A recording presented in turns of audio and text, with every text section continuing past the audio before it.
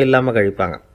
ஒருத்தர் இருக்கார், அவர் எப்படின்னா ஆஃபீஸ் முடியறதுக்குள்ளேயே சார் 5 மணிக்கெல்லாம் ரெடியாக இருங்க, நாம் அந்த ஹோட்டலில் போய் டிஃபன் சாப்பிட்ணும் அப்படின்னு 4 மணிலேருந்து சொல்லிகிட்டு இருப்பார்.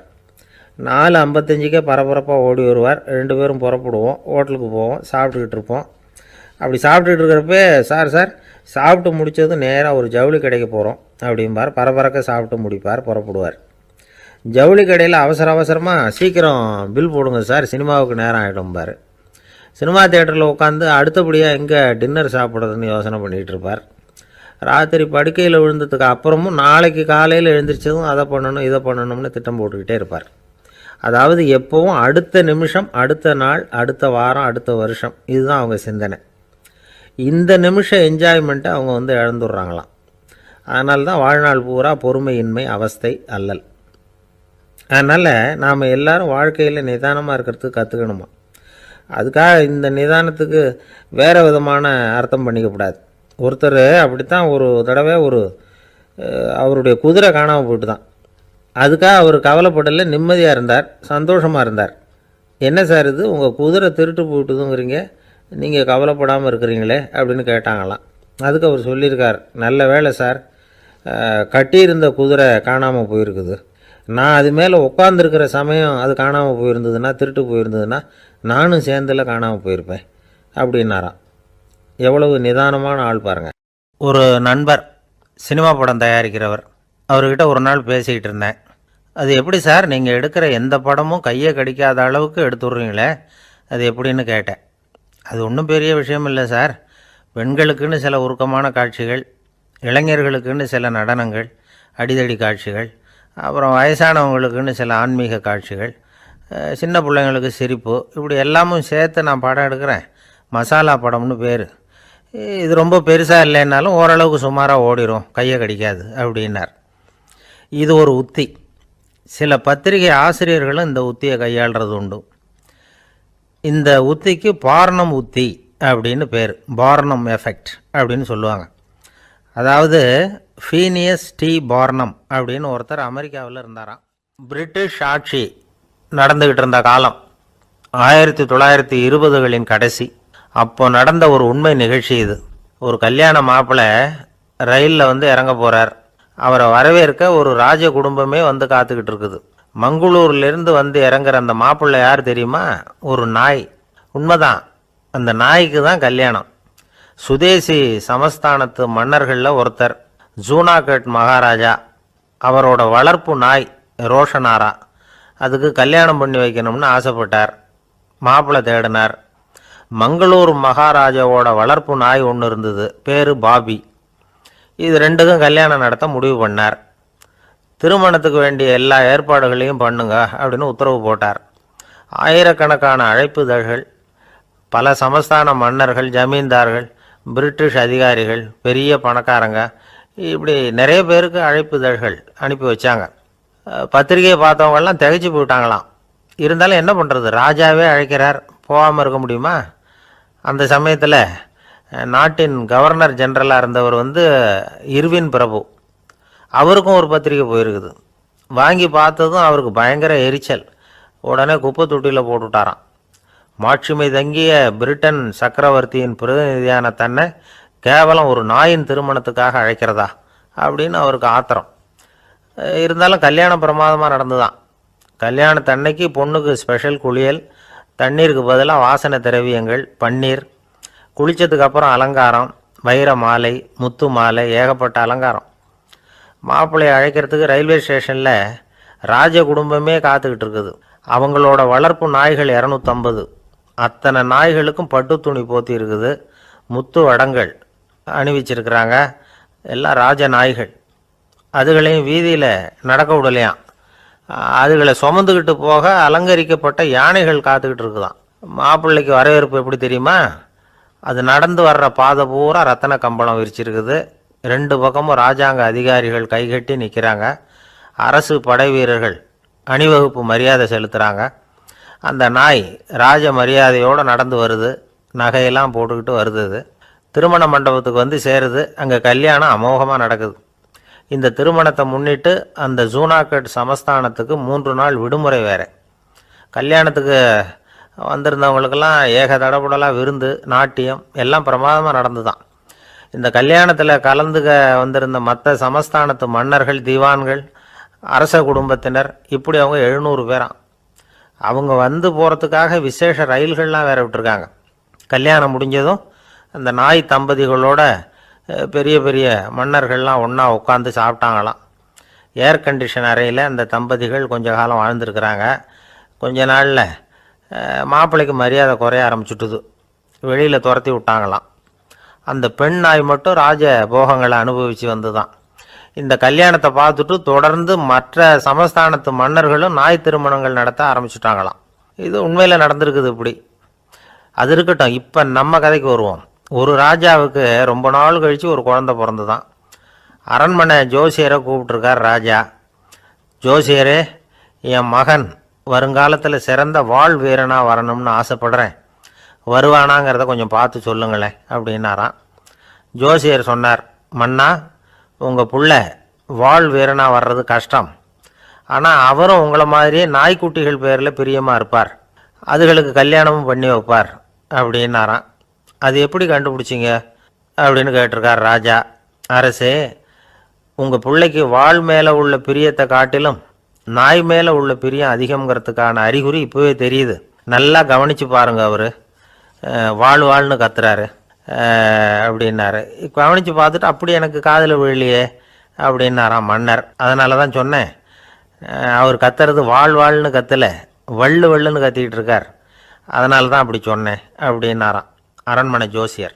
ஒரு நாள் காலை நேரம் ஒரு குரு படுக்கையை விட்டு எழுந்திருக்கிறார். உடனே சீடர்களை பார்த்து எல்லாரும் இப்படி வாங்கங்கிறார். எல்லாரும் வர்றாங்க வேகமாக. என்னங்க வேணும் உங்களுக்கு அப்படிங்கிற மாதிரி எல்லாரும் குருவை பார்த்தாங்க பயபக்தியோட. குரு அந்த சீடர்களை பார்த்து, இதை பாருங்கள், இப்போ நான் ஒரு சிக்கலான விவகாரத்தில் மாட்டிக்கிட்டு இருக்கிறேன், அதை நீங்கள் தீர்த்து வச்சா நல்லதுன்னார். சீடர்களுக்கு ஒன்றும் புரியல. என்ன இது, இவர் இப்படி சொல்கிறாரு, நமக்குள்ள எல்லா விவகாரங்களையும் தீர்த்து வைக்கிறவர் நம்ம குருநாதர், அவருடைய விவகாரத்தை நாம் தீர்த்து வைக்கிறதா, ஆச்சரியமாக இருக்குதே, குருநாதருக்கே சிக்கலா அப்படின்னு யோசனை பண்ண ஆரம்பித்தாங்க. இருந்தாலும் ரொம்ப பணிவாக கேட்டாங்க, சுவாமி, உங்களுக்கே சிக்கலா? இந்த உலகத்து சிக்கல்களுக்கும் சிரமங்களுக்கும் அப்பாற்பட்டவர் அல்லவா தாங்கள், அப்படிப்பட்ட உங்களுக்கு சிக்கல்னா அது எப்படி அப்படின்னாங்க. எனக்கு ஏற்பட்டிருக்கிற சிக்கல் அவ்வளவு பெருசு, ரொம்ப பெரிய விவகாரம் அது அப்படின்னார் குரு. கொஞ்சம் விவரமாக சொல்லுங்க அப்படின்னாங்க இவங்க. இப்போ அந்த குரு விவரத்தை சொன்னார். அதாவது நேற்று ராத்திரி நான் ஒரு கனவு கண்டேன். அந்த கனவில் நான் ஒரு பட்டாம்பூச்சியாக மாறிட்டேன். அப்படி மாறி ஒவ்வொரு மலராக பறந்து போய் உட்காந்து தேன் சாப்பிட்டேன் அப்படின்னார். சீடர்கள் இதை கேட்டதும் ரொம்ப திகைச்சு போயிட்டாங்க. என்ன இது ஒரு பெரிய பிரச்சனையா? ஒரு சாதாரண கனவு கண்டதுக்காகவா இந்த காலை வேளையில் நம்மளையெல்லாம் குருநாதர் இவ்வளவு அவசரமாக கூப்பிட்ருக்கார் அப்படின்னு நினச்சாங்க.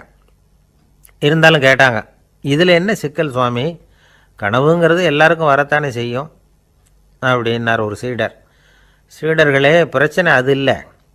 நான் இன்றைக்கி காலையில் கண்ணு முழிச்சு பார்த்தப்போ நான் நானாக மறுபடியும் மாறிட்டேங்கிறத தெரிஞ்சுக்கிட்டேன். இதில் சிக்கல் என்னென்னா, இப்போ அந்த பட்டாம்பூச்சி தான் நானாக ஆயிட்டதாக கனவு கண்டுகிட்டு இருக்கா அப்படிங்கிறது தான். ஒரு மனுஷன் பட்டாம்பூச்சி ஆகிறதாக கனவு காண முடியுங்கிறப்போ அந்த பட்டாம்பூச்சியும் மனுஷனாக ஆகிறதாக கனவு காண முடியும் இல்லையா? இப்போ எனக்கு யதார்த்த நிலை தெரியணும், எது நிஜம்னு தெரியணும். நேற்று ராத்திரி நான் கண்டது கனவா, அல்லது இது பட்டாம்பூச்சி கண்டுகிட்டு இருக்கிற கனவா? இதுதான் குரு கேட்ட கேள்வி. இதை கேட்டதும் சீடர்கள் ரொம்ப குழம்பி போயிட்டாங்க. சுவாமி, இது வரைக்கும் நாங்கள் தூங்குறப்ப பார்க்குறது கனவுன்னும் மூழ்கிக்கிட்டு இருக்கிறப்ப பார்க்குறது நனவுன்னு நம்பிக்கிட்டு இருக்கிறோம். இப்போ எங்களை ரொம்ப குழப்பிட்டீங்க, இதுக்கு பதில் சொல்ல எங்களுக்கு சக்தி இல்லை அப்படின்னு சொல்லிவிட்டாங்களாம். அதுக்கப்புறம் அந்த குரு சொன்னாராம், நினைவு தான் முக்கியமான அம்சம். முடிவு கட்டம்னா பகலின் நினைவுகளை விட இரவின் கனவுகளே ரொம்ப உண்மை. ஒருத்தன் தூங்க போனால் தூங்கிக்கிட்டே இருந்தால் அவன் காணும் கனவு பொய்ங்கிறத அவன் உணர மாட்டான். ஒவ்வொரு கனவும் காணும் பொழுது அது ரொம்ப உண்மையாக தான் தெரியுது. ஒரு கனவு கூட உண்மை இல்லைன்னு கனவுல தோன்றுவதே இல்லை அப்படின்னார் குரு. அகில வாழ்வு அத்தனையும் சொற்பனம் கண்டாய் அப்படிங்கிறார் தாயுமானவர். ஆகையினால நம்ம கனவுலேருந்து நாம் என்னைக்கு முழிச்சிக்க போகிறோம் அப்படிங்கிறது தான் ஒரு முக்கியமான கேள்வி. ஒருத்தர் வந்தார், காலில் கட்டோடு வந்தார். என்னங்க காலில் கட்டுன்னு? சார், நேற்று ராத்திரி தூக்கத்தில் எங்கள் வீட்டு கூரையில் ஏணியை சாத்தி வச்சு இறங்கினப்போ வழுக்கி விழுந்து காலை உடச்சிக்கிட்டேன்னார். உங்கள் வீட்டில் தான் ஏணியே கிடையாது சார் அப்படின்னு. உண்மைதான் சார், நான் கீழே விழுந்து முழிச்சுக்கிட்டதுக்கு அப்புறம் தானே ஏணி இல்லைங்கிறது எனக்கு ஞாபகம் வந்தது அப்படின்னார். சில பேர் ஆளை பார்த்தா 60 வயசு மாதிரி தோணும். உண்மையான வயசு என்னன்னு பார்த்தா 40 அல்லது 45ம்பாங்க. சில பேரை பார்க்குறதுக்கு 45 மாதிரி தெரியும், உண்மையிலேயே 65 தாண்டி இருப்பாங்க. ஒரு மனிதனுக்கு 2 வகையான வயது உண்டுங்கிறார் ஓஷோ. அதாவது உடம்புக்குன்னு ஒரு வயசு, மனசுக்குன்னு ஒரு வயசு. முதல் உலக மகாயுத்தம் நடந்தது இல்லையா, அது முடிஞ்சதுக்கப்புறம் முதல் தடவையாக மனிதனின் மூளை வளர்ச்சியை பற்றி மனநல வைத்தியர்கள் ஒரு கணக்கெடுப்பு சோதனை நடத்தினாங்களாம். அது வரைக்கும் மனிதனுக்கு 2 வகையான வயது உண்டுன்னு யாரும் சிந்திச்சதே இல்லையா. அந்த உலக மகாயுத்தம் முடிஞ்சதுக்கு அப்புறம் மனிதனுடைய சராசரி மனதின் வயதை கணக்கிட்டு பார்க்கும் பொழுது அவங்களுக்கெல்லாம் ரொம்ப அதிர்ச்சியாக இருந்துதான். ஏன்னா அது ரொம்ப பின்தங்கிய நிலையில் இருந்திருக்கு, வளர்ச்சி அடையாத நிலையில் இருந்திருக்கு. அவங்க கண்டுபிடிச்ச பிரகாரம் அப்போ மனசோட சராசரி வயசு என்ன தெரியுமா? 14. அப்படின்னா பார்த்துங்க, உடல் ரீதியாக ஒருத்தரோட வயசு 70 கூட இருக்கலாம், ஆனால் மனசோட வயசு 14 தான். இதுக்கு நேர்மாறாக அமைஞ்சு போச்சுன்னு வச்சுங்க. அதாவது ஒருத்தருக்கு உண்மையிலேயே 14 வயசு, அதாவது உடலோட வயசு 14, அவரோட மனசின் வயசு 70ன்னு வச்சுக்கோங்க. இப்படி அமைஞ்சுட்டுதுன்னா அவர் சீக்கிரம் ஞானத்தன்மை அடைஞ்சிருவார் அப்படின்னு அர்த்தம். இப்போ நமக்கெல்லாம் உடம்போட வயசு மனசோட வயசு ரெண்டும் ஒன்றா இருந்துட்டால் அதுவே போதும், அதுவே பெரிய விஷயம். இப்போ எமர்சன் கிட்ட போய் ஒருத்தர் கேட்டாராம், உங்கள் வயசு என்ன அப்படின்னு. அவர் உடனே பதில் சொல்லியிருக்கார், 360 வருஷம் அப்படின்னாராம்.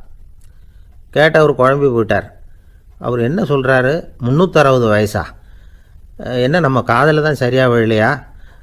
எமர்சன் எப்பவும் உண்மையை பேசுகிற ஒரு சிறந்த அறிவாளி, அவர் இப்படிலாம் பொய் சொல்ல மாட்டாரே அப்படின்னு ஒரு யோசனை பண்ணிக்கிட்டே இவர் மறுபடியும் அவர்கிட்ட போனாராம். ஐயா, நீங்கள் சொன்னது சரியாக என் காதில் விழலை, அதனால் மறுபடியும் கேட்குறேன், உங்கள் வயசு என்ன அப்படின்னாராம். எமர்சன் மறுபடியும் சொல்லியிருக்கிறார் 360 வருஷம்னு.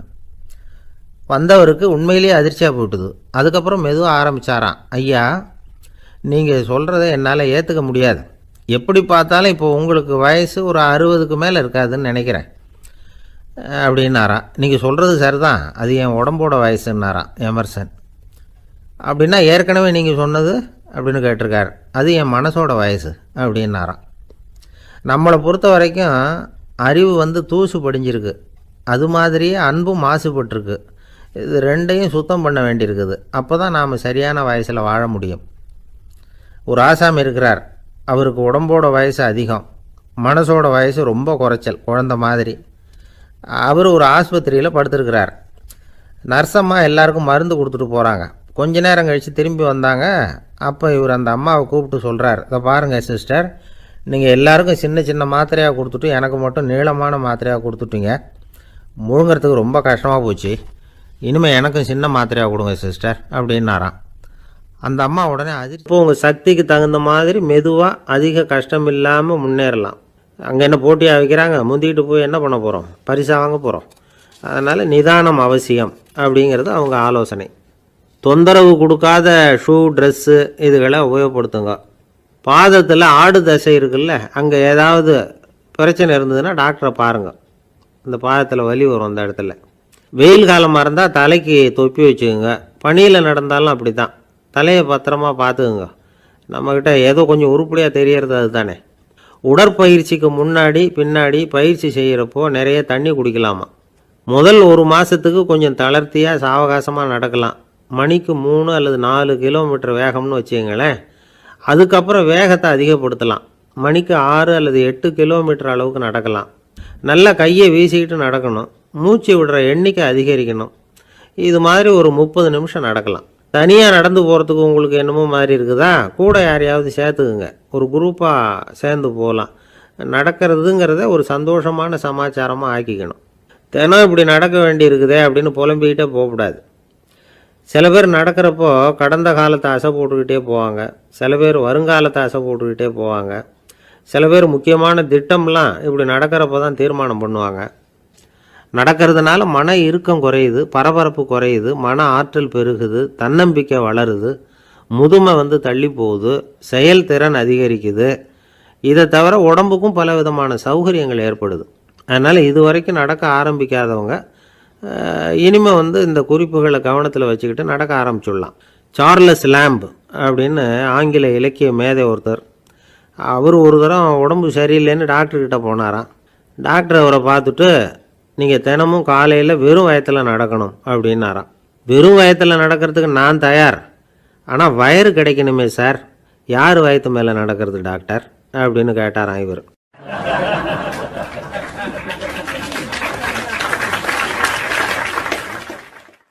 எனக்கு ஒரு உதவி செய்யணும் அப்படின்னு நம்மளை பார்த்து ஒருத்தர் கேட்குறாருன்னு வச்சுங்களேன், உடனே நாம் அவரை பார்த்து என்ன உதவின்னு கேட்போம். இதுதான் சராசரி மனிதர்களின் இயல்பு. ஆனால் ஒருத்தர் எனக்கு ஒரு உதவி செய்யணும் அப்படின்னு கேட்ட உடனே என்ன உதவின்னு கூட கேட்காம சரி செய்கிறேன் அப்படின்னு ஒத்துக்கிறது இருக்கு பாருங்கள், அது கொஞ்சம் அபூர்வம். அந்த காலத்தில் ஒருத்தர் இருந்தார். அவர் எப்படி தெரியுமா? உதவி கேட்குறவங்க நல்லவங்களா கெட்டவங்களா அப்படின்னு கூட பார்க்கல, தனக்கு நன்மையா தீமையா அப்படின்னு கூட பார்க்கல, உதவி செய்கிறேன்னு புறப்பட்டுவிட்டார். அவர் யார் தெரியுமா? அவர் தான் நல சக்கரவர்த்தி. அவர் மாதிரி நாமும் உதவி கேட்குறவங்களுக்கு உடனே உதவி செய்கிறதுக்கு தயாராக இருக்கணும் அப்படின்னு சொன்னார் ஒரு ஆன்மீக பேச்சாளர். நல சரித்திரத்தை அவர் சொல்லிக்கிட்டு இருந்தார்.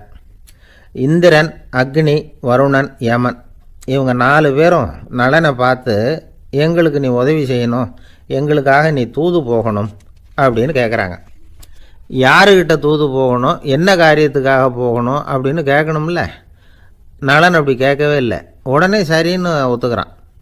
அதுக்கப்புறம் அவங்க விவரம் சொல்கிறாங்க, என்ன உதவி, யாருக்கிட்ட தூது போகணும் அப்படிங்கிற விவரத்தை சொல்கிறாங்க. நலனுக்கும் அப்புறம்தான் புரியுது, எந்த தமயந்தியை இவன் காதலிச்சானோ, எந்த தமயந்தின் சுயம்பரத்துக்காக இவன் போய்கிட்டு இருக்கிறானோ அந்த தமயந்தியை பார்த்து தங்களுக்காக அவகிட்ட வாதாடணும், பேசணும், தங்களில் ஒருத்தரை கல்யாணம் பண்ணிக்கும்படியாக கேட்கணும் அப்படின்னு அவங்க 4 பேரும் நலன்கிட்ட கேட்குறாங்க. இதை கேட்டதும் நலன் கொஞ்சம் கூட முகம் சுளிக்கலை, பதட்டப்படலை. நேராக தமயந்தி கிட்ட போகிறான். இந்திரன், அக்னி, வருணன், யமன் இவங்களோட சிறப்புகளை எடுத்து சொல்கிறான். இவங்களில் ஒருத்தரை கல்யாணம் பண்ணிக்கலாம் அப்படின்னு சொல்லி கேட்டுக்கிறான். ஆனால் இதுக்கு தமயந்தி சம்மதிக்கலை. சுயம்வரம் நடக்குது, அவள் நலனை தேர்ந்தெடுக்கிறாள். அந்த 4 பேரும் நலனுக்கு நிறைய வரங்கள்லாம் கொடுக்குறாங்க. அதுக்கப்புறம் இப்படி போகுது கதை. இதில் நாம் கவனிக்க வேண்டியது என்னென்னா, உதவின்னு கேட்ட உடனே என்ன உதவின்னு கேட்காம சரி செய்கிறேன்னு சொன்னான் பாருங்கள், அதை கொஞ்சம் சிந்திக்கணும். செய்கிறேன்னு ஒத்துக்கிட்டதுக்கு அப்புறம் அது என்ன உதவின்னு தெரிஞ்சும் முகம் சுளிக்காமல் அதை செஞ்சான் பாருங்கள், அதையும் கொஞ்சம் சிந்திக்கணும். நம்மால் ஒருத்தன் ஒரு நண்பனை தேடி போனான், எனக்கு ஒரு உதவின்னா சரி சொல்லுன்னா, இப்போ உங்ககிட்ட 2 கார் இருந்தால் என்ன பண்ணுவேன்னா, உடனே அதில் ஒன்று உங்ககிட்ட கொடுத்துருவேன்னா, அவன் உங்ககிட்ட 2 பங்களா இருந்தால் என்ன பண்ணுவேன்னா, அதில் ஒன்று உங்ககிட்ட கொடுத்துருவேன்னா, உங்ககிட்ட 2 பேனா இருந்தால் என்ன பண்ணுவேன்னா, அதில் ஒரு பேனாவே உங்ககிட்ட கொடுக்க மாட்டேன்னா அவன். ஏன்டா அப்படி சொல்கிறேன்னா, ஏன்னா இப்போ நிஜமாகவே என்கிட்ட 2 பேனா இருக்குது, அதனால் அப்படி சொல்கிறேன் அப்படின்னு நானான் அவன். ரொம்ப பேருக்கு கூட்டத்தில் பேசுகிறதுன்னா பயம், நமக்கு ஒன்றும் தெரியாதுன்னு மற்றவங்க நினச்சிடக்கூடாதுங்கிற எண்ணம் தான் இதுக்கு காரணம். ரொம்ப முக்கியமான ஒரு கூட்டம்னா பயம் அதிகமாக இருக்கும். முக்கியமானவங்கள்லாம் வருவாங்களே, அவங்களாம் நம்மளை பற்றி மட்டமாக நினச்சிருவாங்களே அப்படிங்கிற பயம் வந்துடும். ஆனால் மேடை பேச்சுங்கிறது அவ்வளவு கடினமான ஒரு காரியம் இல்லைங்கிறாங்க அது சம்பந்தமான நிபுணர்கள். யாரும் பேச்சாளர் ஆகலாம், இது ஒன்றும் பெரிய கிஃப்ட்டு கிடையாது அப்படின்னு அவங்க சொல்கிறாங்க. நீங்கள் ஒரு சிறந்த பேச்சாளர் ஆகணுமா அப்படின்னா அதுக்குன்னு சில ஆலோசனைகளை சொல்லி வச்சுருக்கிறாங்க அனுபவசாலிகள். முதல் ஆலோசனை என்னென்னா, உங்கள் பேச்சு எளிமையாக இருக்கணும். ஏதாவது ஒரு கருத்து அல்லது 2 கருத்து சொன்னால் போதும், 20 அல்லது 30 கருத்துக்களை சொல்லிகிட்டே போகக்கூடாது. 2வது ஆலோசனை, நீங்கள் என்ன பேச போகிறீங்கிறது முதல்ல உங்களுக்கு நல்லா புரியணும், அதுக்கப்புறம் தான் அதை அடுத்தவங்களுக்கு புரிய வைக்க முடியும். எப்படி ஆரம்பிக்க போகிறோம், எந்த கருத்தை முக்கியமாக வலியுறுத்த போகிறோம், எப்படி முடிக்க போகிறோம் அப்படிங்கிறத முதல்ல நல்லா சிந்தித்து மனசில் வச்சுக்கணும். கடைசியாக என்ன சொல்கிறீங்களோ அதுதான் கேட்குறவங்க மனசில் நிற்கும். 3வது ஆலோசனை என்னென்னா, உங்கள் பேச்சு சுருக்கமாக இருக்கணும். ஒரு 15 நிமிஷம் பேசுகிறது ரொம்ப பொருத்தம், மணிக்கணக்கில் பேசிக்கிட்டு இருக்கிறது நல்லதில்லை. 4வது ஆலோசனை, நீங்கள் பேசுகிறது உண்மையாக இருக்கணும். உங்களுக்கு உண்மையான அனுபவங்கள் இருக்கும், அதை சொல்லலாம். உங்களுடைய உண்மையான அனுபவங்களை மற்றவங்களோட பகிர்ந்துக்கணும், அதுதான் முக்கியம். 5வது ஆலோசனை, ஆரம்பத்தில் கொஞ்ச நேரம் உங்களை பற்றியும் எதிரில் உள்ளவங்களை பற்றியும் சம்மந்தப்படுத்தி ஏதாவது பேசி ஒரு நெருக்கத்தை ஏற்படுத்திக்கணும். ஒவ்வொருத்தரும் இப்போ இவர் பேச போகிறது நம்ம சம்மந்தப்பட்டது அப்படின்னு நினைக்க ஆரம்பிச்சிருவாங்கல்ல, அதுக்கப்புறம் அவங்க கேட்க தயாராகிட்டாங்கன்னு அர்த்தம். எதிரில் உட்காந்துருக்கிற கூட்டத்திலிருந்து 3 பேரை தேர்ந்தெடுங்க. அதாவது வலது பக்கம் ஒருத்தர், நடுவில் ஒருத்தர், இடது பக்கம் ஒருத்தர். அதாவது உங்களை ரொம்ப கனிவாகவும் ஆர்வமாகவும் பார்க்குறவராக பார்த்து தேர்ந்தெடுத்துங்க மனசுக்குள்ளே. நீங்கள் பேசும்பொழுது என்ன பண்ணணும்னா, இவங்களை நேருக்கு நேராக மாறி மாறி பார்த்துக்கிட்டே பேசுனீங்கன்னா நீங்கள் ஏதோ ஒட்டு மொத்த கூட்டத்தையும் பார்த்து பேசுகிறதாக ஒரு உணர்வு அது ஏற்படுத்திவிடும். 6வது ஆலோசனை என்னென்னா, சொற்பொழிவுன்னா நீங்கள் பேசணும், படிக்கக்கூடாது. எழுதி படிக்கிறது நல்லா இருக்காது. குறிப்புகள் வேணும்னா வச்சுக்கலாம். படிக்கிறது பேப்பர்லேருந்து வர்றது மாதிரி இருக்கும், பேசுகிறது இதயத்திலேருந்து வர்றது மாதிரி இருக்கும். அப்புறம் 7வது ஆலோசனை சொல்கிறாங்க. அது என்னென்னா, மேடையில் ஏறி நின்ன உடனே இயல்பாக மூச்சை இழுத்து விட்டுங்க, இயல்பு நிலைக்கு வாங்க, அதுக்கப்புறம் இயல்பாக பேச ஆரம்பிக்கலாம் அப்படிங்கிறாங்க. இவ்வளவும் பேச்சு கலையில் வல்லுநர்களாக இருக்கிறவங்க சொல்லுகிற ஆலோசனைகள். இதையெல்லாம் கடைபிடிச்சா நமக்கும் அதுக்கும் வெகு தூரம்னு நினச்சிக்கிட்டு இருந்த ஒன்று இப்போ கிட்டத்தில் நெருங்கி வந்துடும். நாம் சொல்கிறபடியெல்லாம் அது கேட்கும். ஒரு பேச்சாளர், அவருக்கு சுருக்கமாகவே பேச தெரியாது. மேடையில் ஏற்றி விட்டுவிட்டா போதும், ஆரம்பிச்சிருவார், நிறுத்த மாட்டார், பேசிக்கிட்டே இருப்பார். ஒரு தடவை அவர் ஒரு கூட்டத்தில் ரொம்ப நேரம் பேசிக்கிட்டே இருக்கிறார். எதிரில் பொறுமை இழந்த ஒருத்தர் தன்னுடைய கை கடிகாரத்தை காட்டினார். அதை கவனித்த பேச்சாளர், மன்னிக்கணும், கை கடிகாரம் நான் கொண்டுகிட்டு வர மறந்துட்டேன், அதுதான் நேரம் போனதே தெரியல அப்படின்னு சொல்லியிருக்கிறார். இதுக்கு அவர் சொன்னாராம் கோபமாக, ஏய்யா கடிகாரத்தை தான் பார்க்க முடியல, மறந்துட்டேன், பக்கத்தில் மாட்டியிருக்கிற கேலண்டரையாவது பார்க்கக்கூடாதா அப்படின்னாராம். கப்பல் கடலில் போய்கிட்டு இருக்கு. புயல், சூறாவளி, அலையெல்லாம் பெருசு பெருசாக ரொம்ப உயரமாக உண்டாகுது. கடுமையான காற்றிலேயும் வேகமான அலைகள்லேயும் சிக்கி அந்த கப்பல் தடுமாறுது.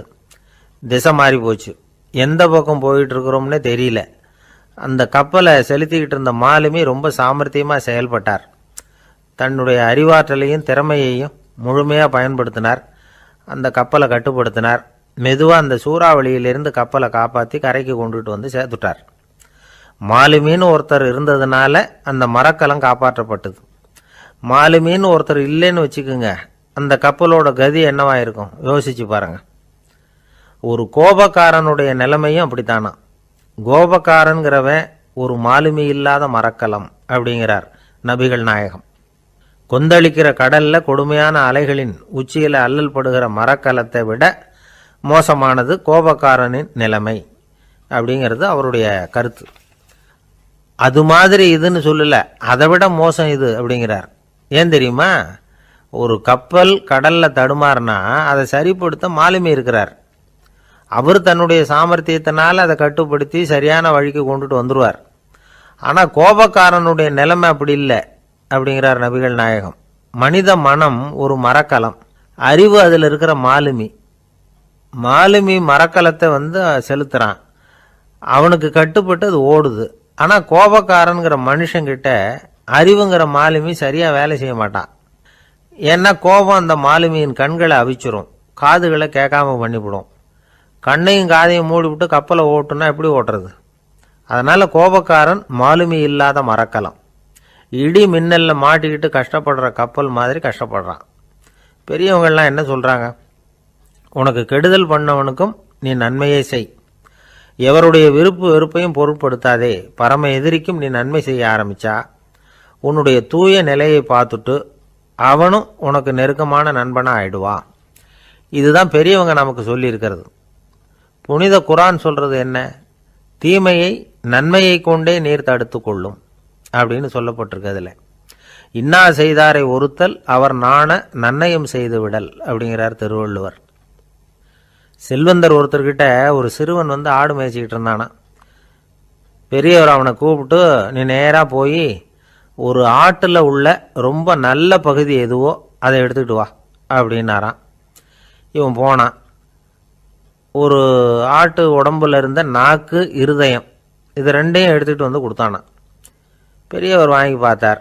அதுக்கப்புறம் இப்போ நீ போய் இன்னொரு ஆட்டில் இருக்கிற ரொம்ப கெட்ட பகுதி எதுவோ அதை எடுத்துகிட்டு வா அப்படின்னாராம். இவன் போய் எடுத்துகிட்டு வந்தான். அவன் கையில் இருந்தது மறுபடியும் அதே மாதிரி நாக்கு, இருதயம், இது ரெண்டும் தான். என்னது இப்பவும் அதையே கொண்டுட்டு வந்திருக்கிற அப்படின்னாராம் பெரியவர். இவன் சொன்னானா, ஒரு உடம்புல உள்ள ரொம்ப நல்ல பொருளும் இதுதான், ரொம்ப கெட்ட பொருளும் இதுதான் அப்படின்னானா. இளம் வயசில் இப்படி பதில் சொன்னவர் தான் பேரறிஞர் லுக்மானுல் ஹக்கீம் அவர்கள். கோபப்படாமல் இருந்தால் இது ரெண்டும் நல்லா வேலை செய்யும், கோபப்பட்டால் இது ரெண்டும் மோசமாக வேலை செய்யும். அதை புரிஞ்சுக்கிறதுக்காகத்தான் இன்றைக்கி இந்த தகவல். கோபம் வந்துட்டால் நாம் என்ன செய்கிறோங்கிறது நமக்கே தெரியாது. ஒருத்தர் டாக்டர்கிட்ட போனார் அவசரமாக, டாக்டர் எனக்கு இப்போ கடுமையான கோப வெறி, எனக்கு கண்ணு மண்ணு ஒன்றும் புரியல, உடனடியாக அதை கட்டுப்படுத்தணும், உடனே இதுக்கு ஏதாவது ஒரு மாத்திரை கொடுங்க ப்ளீஸ் அப்படின்னார். அந்த டாக்டரும் உடனே ஒரு மாத்திரையை கொடுத்து இதை உடனே போடுங்க, நான் தண்ணி கொண்டுட்டு வரேன்னு உள்ளே போனார். தண்ணியோடு திரும்பி வந்தார். இவர் சொன்னார், டாக்டர் நீங்கள் கொடுத்த மாத்திரை ரொம்ப பெருசாக இருந்தது, இருந்தாலும் கஷ்டப்பட்டு முழுங்கிட்டேன்னார். டாக்டர் சந்தேகத்தோடு மேசையை பார்க்குறார். பார்த்தா மாத்திரை அங்கேயே இருக்குது, பேப்பர் வெயிட்டை காணலை. தானத்தில் சிறந்தது எது அப்படின்னு ஒரு கேள்வியை கேட்டு, தானத்தில் சிறந்தது நிதானம் அப்படின்னு அதுக்கு ஒரு பதிலும் சொல்கிறவங்க உண்டு. நிதானம் ரொம்ப அவசியம், அதுவும் இன்றைய உலகத்துக்கு ரொம்ப அவசியம். இன்றைக்கி உலகம் ரொம்ப பரபரப்பாக போய்கிட்டு இருக்குது. பொறுமையாக இருக்கணும்னு நினைக்கிறவங்களால கூட அப்படி இருக்க முடியறதில்ல. பொறுமையை சோதிக்கிறது மாதிரி பல சம்பவங்கள், அதையெல்லாம் சந்திச்சே தீர வேண்டியிருக்குது. எங்கே போனாலும் க்யூவில் நிற்க வேண்டியிருக்குது, எங்கே போனாலும் காத்துக்கிட்டு இருக்க வேண்டியிருக்கு. ஆஃபீஸ்லேயோ வீட்லேயோ கூட நீங்கள் நிதானமாக பொறுமையாக நடந்துக்க தெரியலன்னா உங்களுக்கு சிடுமூஞ்சி, முசுடு இப்படிலாம் பேர் வச்சுருவாங்க. அது உங்களுக்கு தேவையா? சரி, வாழ்க்கையில் பொறுமைசாலின்னு பேர் வாங்கிறதுக்கு என்ன வழி? முதல் பாயிண்ட், நீங்கள் நினைக்கிறது, எதிர்பார்க்கறது, செய்கிறது எல்லாமே 100% கரெக்டாக நடக்கணும்னு ஆசைப்படக்கூடாது. எதுவாக இருந்தாலும் அதில் ஓரளவுக்கு தவறு நடக்கலாம் அப்படிங்கிறத எதிர்பார்த்தே இருக்கணும். ஓரளவுக்கு அதை அனுமதிக்கணும். ஒரு நண்பரை 6 மணிக்கு ஒரு இடத்துக்கு வர சொல்லியிருக்கிறீங்க, 6 மணிக்கு அவர் வரலை, உடனே பொறுமை இழந்து நடந்துக்கக்கூடாது. ஒரு 10 நிமிஷம் டிலே ஆகலாம். ஒரு வர்ற வழியில் பஸ்ஸு கூட ஏதாவது டிராஃபிக்கில் மாட்டியிருக்கலாம். அதெல்லாம் எதிர்பார்த்தே கொஞ்சம் காத்திருக்கிறதுல ஒன்றும் தப்பு இல்லை. சில சமயம் டிலே ஆகிறது கூட நல்லதாக முடியும். ஒரு பஸ்ஸை தவற விட்டுட்டு, ஐயோ கொஞ்சம் ஒரு 2 நிமிஷம் முன்னாடி வந்திருந்தா பிடிச்சிருக்கலாமே அப்படின்னு தவிச்சிக்கிட்டு இருப்பாங்க சில பேர். அடுத்தபடியாக வர்ற பஸ்ஸு நேரடியாக நீங்கள் போக வேண்டிய இடத்துக்கே கொண்டு போய் விடுற பஸ்ஸாக கூட இருக்கலாம். அது உங்களுக்கு முன்னாடி தெரியாதுல்ல. சில நெருக்கடியான சூழ்நிலைகளை தமாஷா எடுத்துக்கிறதுக்கு பழகிக்கணும். சில இடங்களுக்கு போகிறப்ப காத்திருக்கிறதுக்கு நம்ம மனசை தயார்படுத்திக்கிட்டே போகணும். ஒரு ரயிலுக்கோ பஸ்ஸுக்கோ அல்லது விமானத்துக்கோ கப்பல் பிரயாணத்துக்கோ போகிறப்போ அங்கே போய் நீங்கள் மணிக்கணக்கில் கூட காத்துக்கிட்டு தான் இருக்கணும். புறப்படுற நேரம் கூட மாறலாம். நீங்கள் போய் சேர்ந்ததும் அது உடனே புறப்படணும்னு கட்டாயமாக என்ன? அது மாதிரி சமயத்தில் படிக்கிறதுக்குன்னு சில சுவாரஸ்யமான புத்தகங்களையும் கையில் எடுத்துக்கலாம். உங்களை சுற்றி எவ்வளவோ சுவாரஸ்யமான சம்பவங்கள் நடந்துக்கிட்டு இருக்குதுல்ல, அதையெல்லாம் வேடிக்கை பாருங்கள். எதுக்காக காத்துக்கிட்டு இருக்கிறோமோ அந்த காரியத்தில் உண்மையாகவே நமக்கு ஒரு அக்கறை இருந்தால் நமக்கு போர் அடிக்காது. சில கோயில்களில் பார்த்துருப்பீங்க, தரிசனத்துக்காக பக்தர்கள் நாள் கணக்கில் காத்துக்கிட்டு இருப்பாங்க. அவங்களெலாம் அழுத்துக்கிறது இல்லை. ஆண்டவனை தரிசிக்கணுங்கிற உண்மையான அக்கறை இருக்கிறதுனால அவங்களுக்கு போர் அடிக்கிறது இல்லை. ஆனால் சில சினிமா தியேட்டரில் கூட பார்க்கலாமே, சினிமா கியூ கூட அப்படி தான். சாயந்தரம் 6 மணி ஆட்டத்துக்கு காலம்பரம் 6 மணிக்கே போய் கூட காத்துக்கிட்டு இருப்பாங்க. அவங்களுக்கெல்லாம் போர் அடிக்காது, படம் பார்க்குற ஆர்வம். இன்னொரு முக்கியமான விஷயத்தை நாம் பழக்கப்படுத்திக்கணும். லிவ் ஃபார் தி மூமெண்ட் அப்படிங்கிறாங்க நிபுணர்கள். ரொம்ப பேர் எப்படின்னா அடுத்தபடியாக நடக்க போகிற விஷயத்திலேயே கவனமாக இருப்பாங்க. அந்த நினைப்புலேயே இந்த நிமிஷத்தை பொறுமை கேள்வி கேட்டார் தெரியல. இருந்தாலும் நான் அவருக்கு பதில் சொன்னேன். திருடர்களில் எத்தனையோ வகை உண்டுங்க. கார் திருடன், சைக்கிள் திருடன், முகமூடி திருடன், எப்படி சொல்லிகிட்டே போகலாம். இருந்தாலும் என்னுடைய சிற்றறிவுக்கு எட்டின வரையில் திருடர்களை 2 வகையாக பிரிக்கலாம் அப்படின்னு நினைக்கிறேன். ஒன்று ராத்திரியில் திருடுறன், இன்னொருத்தன் பகலில் திருடுறன். அதாவது பகல் திருடன், ராத்திரி திருடன் அப்படின்னு பெரியவர் சிரித்தார். என்ன சிரிக்கிறீங்களே? என்ன, கள்வர்கள் 4 வகை அப்படின்னு ஆரம்பித்தார். எப்படின்னு கேட்டேன். சாப்பாட்டுக்கு இல்லாமல் திருடுறாங்க பாருங்கள், அது ஒரு வகையான். சாப்பாட்டுக்கு இருந்தும் திருடுறாங்க பாருங்க, அது ஒரு வகையாம். இதை தவிர இன்னும் ஒரு 2 வகை திருட்டு உண்டு. அது என்னன்னா, ஆண்டவன்கிட்ட இருந்து நாம திருடுற திருட்டு, இன்னொன்று என்னன்னா நம்மகிட்ட இருந்து ஆண்டவன் திருடுற திருட்டு அப்படின்னார். எனக்கு ஒன்றும் புரியல. என்ன சார் இது, ஆண்டவனையே வந்து திருடன்னு சொல்கிறீங்களே அப்படின்னு ஆச்சரியமா. ஆமாங்க, ஆண்டவனை வந்து கல்வன்னு சொல்கிறது இல்லையா. காஞ்சிபுரத்துக்கு பக்கத்தில் திருக்கார்வனம் அப்படின்னு ஒரு ஊர் இருக்குது. அங்கே உள்ள பெருமாளுக்கு வந்து கல்வர்னு தான் பேர். அது மட்டும் இல்லை, திருமங்கை ஆழ்வார் தம்முடைய திரு நெடுந்தாண்டகத்தில் கார்வனத்துள்ளாய் கல்வா அப்படின்னு தான் அழைக்கிறார் அப்படின்னு நிறைய உதாரணம்லாம் சொல்ல ஆரம்பித்தார். அதுக்கப்புறம் அவர்கிட்ட பேசி நான் புரிஞ்சுக்கிட்ட விவரங்களை தான் நான் இப்போ உங்ககிட்ட சொல்ல போகிறது. அதாவது அவர் சொன்ன முதல் வகை திருடர்கள் வந்து சாப்பாட்டுக்கு இல்லாமல் திருடுறவங்க. இவங்களை வந்து திருத்தி போடலாம். சாப்பாட்டுக்கு இருந்தும் பணம் சேர்க்கணுங்கிற ஆசையால் பொய் கணக்கெல்லாம் எழுதுகிறாங்க பாருங்கள், அவங்க தான் 2வது வகை. 3வது வகை திருட்டு தான் மிகப்பெரிய திருட்டு. இறைவனுக்கு சொந்தமானதை நம்முடையதுன்னு நினைக்கிற திருட்டு. எது இறைவனுக்கு சொந்தமானது அப்படின்னா ஆத்மா. பகவானுக்கு சொந்தமான ஆத்மாவை நம்முடையதுன்னு நினைக்கிறது தான் அந்த மாபெரும் திருட்டு. இதுக்கு பேர் தான் ஆத்மாபகாரமா. சரி, இதுக்கு பரிகாரம் என்ன? எல்லாம் இறைவனுடையது, நமக்கு ஒன்றும் இல்லை அப்படின்னு நினைக்கிறது தான் இதுக்கு பரிகாரம். இதெல்லாம் இருக்கட்டும். 4வது திருட்டு ஒன்று சொன்னோம்ல, ஆண்டவன் நம்மகிட்ட இருந்து திருடுறது. அது எப்படி? ஆண்டவனை வந்து கல்வன்னு சொல்கிறாங்க, அது சரி. அவர் என்னத்தை திருடினார்? இப்போ இன்னொருத்தருக்கு சொந்தமான ஒன்றை எடுத்து வச்சுக்கிறது தான் கள்ளத்தனம். ஆனால் ஆண்டவன்னு எடுத்துக்கிட்டோம்னா இருக்கிறது எல்லாமே அவனுக்கு சொந்தம். அப்படி இருக்கிறப்போ அவரை எப்படி கல்வன்னு சொல்கிறது? இது என்ன புரியாமல் இருக்குதே அப்படின்னு சொல்லி பார்த்தா அதுக்கும் விளக்கம் சொல்கிறாங்க அவங்க. அதாவது ஆண்டவனுக்கு வந்து உருவமே கிடையாது, அரூபமாக இருக்கிறவன், அதாவது உருவம் இல்லாமல் இருக்கிறவன். அப்படி உள்ள பகவான் வந்து நம்மளை மாதிரி உருவத்தில் இருக்கிறான். நம்மளை மாதிரியே கை காலு மூக்கெல்லாம் இருக்குது ஆண்டவனுக்கு. இந்த உருவம் நம்மகிட்ட இருந்து திருடினது தானே. அவன் வந்து தன்னுடைய உண்மையான திருமேனியை வந்து நமக்கு காட்டாமல், அதாவது தரிசனம் கொடுக்காமல் இருக்கிறது கள்ளத்தனம் தானே. அதனால தான் இதுவும் ஒரு பெரிய திருட்டு, இருக்கிறதுலே மிகப்பெரிய திருட்டு அப்படிங்கிறார். என்கிட்ட பேசிக்கிட்டு இருந்தார், இந்த விஷயம்லாம் சொல்லிகிட்டு இருந்தார் இந்த பெரியவர். அதாவது திருட்டை வந்து ஆன்மீக நோகத்தில் அவர் பார்க்குறார். நம்ம பார்வையில் இதை விட அபூர்வமான திருட்டுலாம் இங்கே உண்டு, அபூர்வமான திருடர்களும் உண்டு. ஒரு திருடன் சிறையிலிருந்து விடுதலையாகி வெளியில் போனான். கொஞ்ச நாளில் மறுபடியும் திரும்பி ஜெயிலுக்கு வந்துட்டான். அப்போது சிறை அதிகாரி அவனுக்கு வந்து அறிவுரை சொன்னாராம். ஏன்பா இப்படி அடிக்கடி தப்பு பண்ணிவிட்டு ஜெயிலுக்கு வந்துவிடுறியே, உனக்கு சொந்த பந்தம் எதுவும் இல்லையா? உனக்கு அப்பா அண்ணன் தம்பிகள் அவங்க கூட எல்லாம் சேர்ந்து வாழணுங்கிற ஆசை இல்லையா அப்படின்னு கேட்டிருக்கார். அவங்களோட சேர்ந்து வாழணுங்கிற ஆசை எனக்கு நிறைய உண்டுங்க சார் அப்படின்னு அவன். அப்புறம் எதுக்கு இப்படி ஜெயிலுக்கு வந்துவிடுற அப்படின்னாரான் அவர்.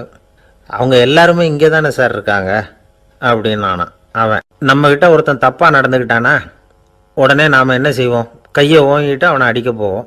நாம் அவங்ககிட்ட அவனை விட ஒருபடி மேலே தப்பாக நடந்துக்குவோம். ஆனால் பெரியவங்கள்லாம் அப்படி நடந்துக்கிறது இல்லை. இன்னா செய்தாரை ஒருத்தல் அவர் நாண நன்னயம் செய்து விடல் அப்படின்னு வள்ளுவர் சொல்லியிருக்கார் இல்லையா. அதுக்கு தகுந்த மாதிரி நடந்துக்குவாங்க.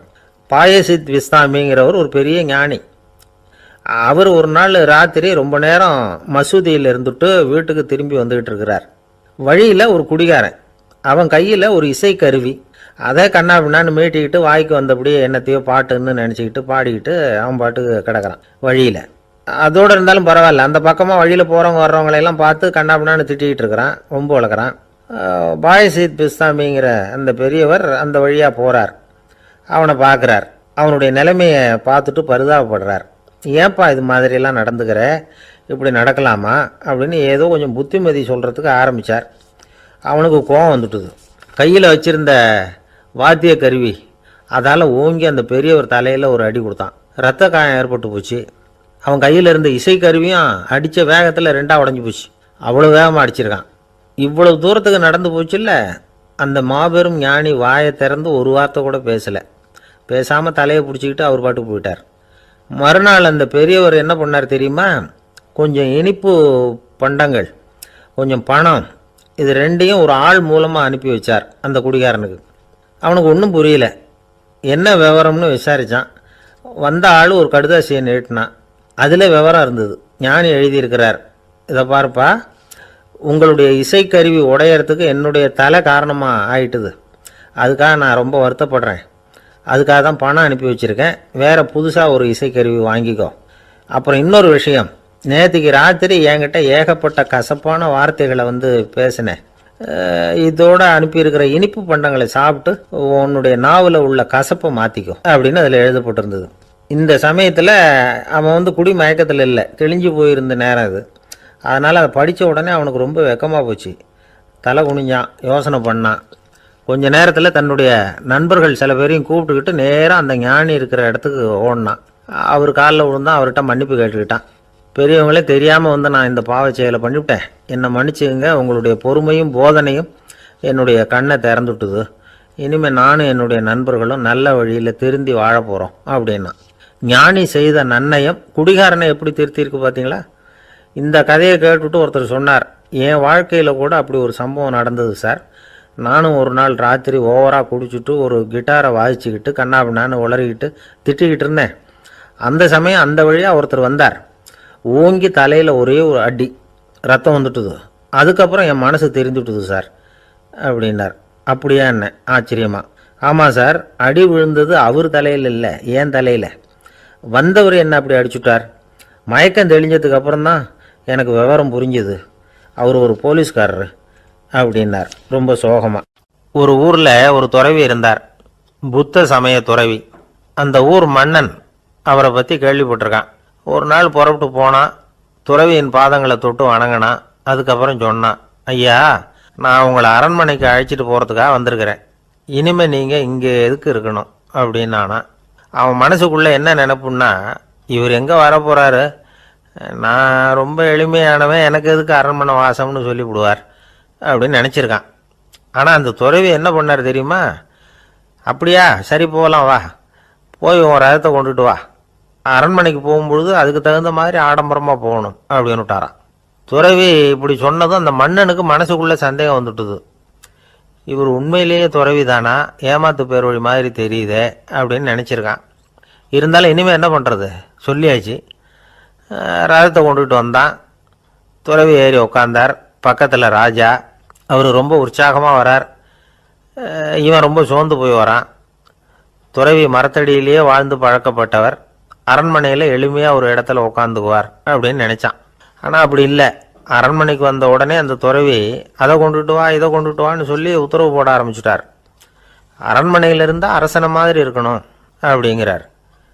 ராத்திரி பூரா சௌகரியமாக தூங்கினார். பகலில் அரண்மனை தோட்டத்தில் உலாவ வேண்டியது, நீச்சல் குளத்தில் குளிக்க வேண்டியது, இப்படியே பொழுது போக்கிட்டு இருக்கிறார். அந்த அரண்மனையில் துறவி மகிழ்ச்சியாக இருக்கிறார். மன்னனால் அப்படி இருக்க முடியல. அவருக்கு எந்த கவலையும் இல்லை, இவனுக்கு அரசாங்க கவலைகள். துறவி அப்படி இருக்கிறத இவனால் தாங்கிக்க முடியல. ஒரு நாள் அவர்கிட்டயே போய், நான் உங்ககிட்ட கொஞ்சம் பேசணும் நானா. துறவி பார்த்தார்.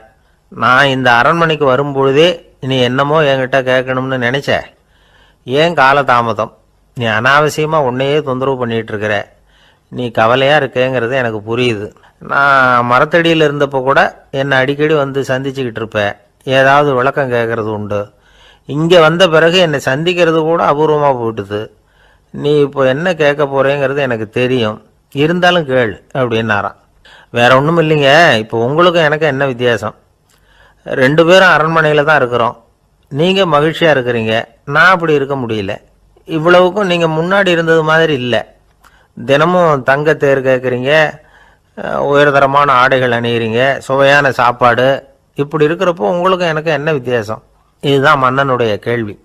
இதுக்கு பதில் சொல்கிறேன், என் கூட புறப்பட்டு வா, இந்த நகரத்துக்கு வெளியில் போவோம் அப்படின்னு சொல்லி அரசனை கூப்பிட்டுக்கிட்டு ஊர் எல்லைக்கு சேர்ந்தார் துறவி. அங்கே போய் சொன்னார், இதை பார்ப்பா, இந்த இடத்த தான் தேடிக்கிட்டு இருந்தேன். இனிமேல் நான் திரும்பி வரப்போகிறதில்ல. நீ என்னோட வர்றியா, திரும்பி போறியா அப்படின்னார். நான் எப்படிங்க உங்கள் கூட வர முடியும்?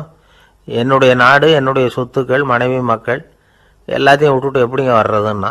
இப்போ அந்த துறவி சொன்னார், இப்போ வித்தியாசத்தை தெரிஞ்சுக்கிட்டியா? நான் அரண்மனையில் இருந்தேன், எல்லா வித பொருள்களும் உடையவனாக இருந்தேன், ஆனால் எதையும் சொந்தம் கொண்டாடுறவனாக இருக்கல. ஆனால் நீ அப்படி இல்லை, எல்லாத்தையும் சொந்தம் கொண்டாடிக்கிட்டு இருக்கிற. இதுதான் நமக்குள்ள வித்தியாசம் அப்படின்னு சொன்னார். அரண்மனை ஆடைகளை அப்படியே கலைஞர் அரசங்கிட்ட கொடுத்தார். உன்னுடைய ஆடைகளை நீயே வச்சுக்கோன்னார். அவர் பாட்டுக்கு நடந்து போனார், திரும்பியே பார்க்கல. அரசனுக்கு அப்போ தான் தன்னுடைய அறியாமை விளங்குச்சான். இதிலேருந்து நாம் புரிஞ்சிக்க வேண்டியது என்னென்னா, இந்த உலகத்தில் எத்தனையோ பொருள்கள், அதையெல்லாம் முறையாக பயன்படுத்தினா மகிழ்ச்சி. அதை விட்டுட்டு அதுக்கெல்லாம் சொந்தம் கொண்டாட ஆரம்பித்தா கவலை. நம்ம ஆட்கள் சொந்தம் கொண்டாடுற விதமே தனி. ஒரு ஆள் இன்னொருத்தங்கிட்ட ஒரு கொடை கடன் வாங்கியிருந்தான், திருப்பி கொடுக்கல. கொடையை கொடுத்தவன் கேட்டான், என்கிட்ட கடன் வாங்கினிய கொடை, அதை கொஞ்சம் திருப்பி தர்றியான்னா. அது உனக்கு இப்போ அவசரமாக தேவைப்படுதா அப்படின்னு கேட்டான் இவன். எனக்கு தேவைப்படலை, அந்த கொடையை நான் யாருக்கிட்ட வாங்கியிருந்தேனோ அவனுக்கு இப்போ அது அவசரமாக தேவைப்படுது அப்படின்னானா அந்த ஆள். அந்த ஆளுக்கு பேச தெரியாது, அவர்கிட்ட கொஞ்சம் எச்சரிக்கையாக நடந்துக்கோ அப்படின்னு சொல்கிறது உண்டு. அப்படின்னா என்ன அர்த்தம்? அவர் இன்னமும் குழந்தையாகவே இருக்கிறாரு, இன்னும் பேச்சு வரலன்னு அர்த்தம்? அப்படி இல்லை, அவருக்கு நாகரிகமாக பேச தெரியலன்னு அர்த்தம். பேசுறதுங்கிறது மனுஷனால் மட்டுமே முடியக்கூடிய ஒரு காரியம். அப்படி இருந்தும் அதோட பெருமையை அவன் இன்னமும் சரியாக புரிஞ்சிக்கலன்னு தான் சொல்லணும். அதனால தான் அவன் அளவுக்கு அதிகமாக வார்த்தைகளை கொட்டி போடுறான். அதுக்கப்புறம் அதையெல்லாம் திருப்பி அள்ள முடியாமல் கிடந்து கஷ்டப்படுறான். கொட்டின வார்த்தையை அள்ள முடியுமா?